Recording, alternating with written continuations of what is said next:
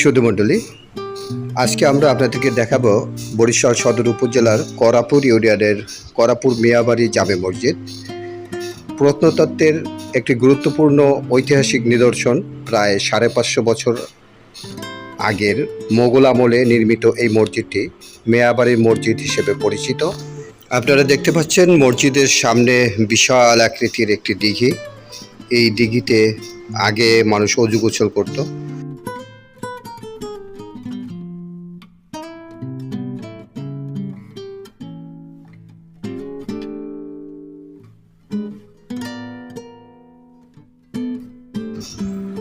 দু সালে আমি একবার এখানে গিয়েছিলাম। জরাজীর্ণ অবস্থায় মসজিদটি ছিল, তখন এতটা চকচকা রং ছিল না, এবং উপরের যে নকশা রয়েছে, গম্বুজের গায়ে যে নকশাগুলো রয়েছে সেগুলো এত সৌন্দর্য ছিল না, অনেকটা ভঙ্গুর অবস্থা ছিল।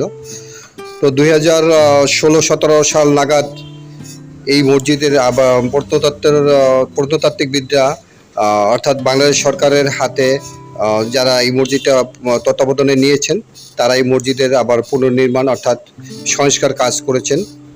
চুন রং এবং নকশার যে ভঙ্গুর অংশগুলো ছিল সেগুলোকে সুন্দরভাবে পুনরায় ঠিক করেছেন, এবং এই মসজিদের যে দরজা জানালা ছিল সেগুলো ভাঙাচোরা ছিল।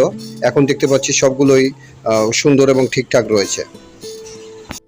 আজকে আমাদের ইচ্ছে ছিল যে দীর্ঘ সময় নিয়ে আমরা এই মসজিদটার ফটোশ্যুট করব, অর্থাৎ ভিডিও করব এবং একটি কন্টেন্ট তৈরি করব।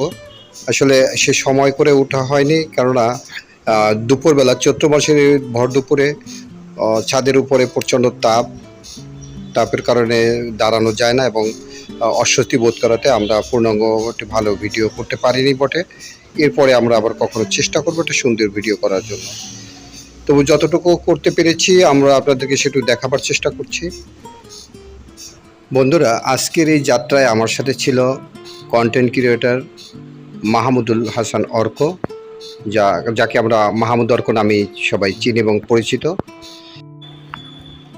বরিশাল সদর উপজেলা করাপুর মিয়াবাড়ি মসজিদের সামনে থেকে আজকের মতো এখানেই বিদায় নিচ্ছি। যে যেখানে থাকবেন ভালো থাকবেন, সুস্থ থাকবেন।